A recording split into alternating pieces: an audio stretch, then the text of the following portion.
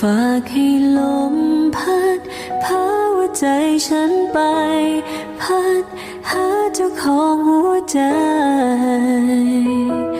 ฝากลมไปถึงเธอคนนั้นได้ยินเสียงบ้างไหมในตอนหลับฝัน Lagi mo pa rin pangarapin na may marating. Ano man ang mga pagsubok at problema ang dumating.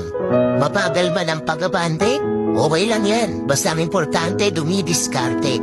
Tandaan mo na ang buhay ay hindi laging malungkot at malumbay. Kaya patuloy ka lang lumaban at maging matibay.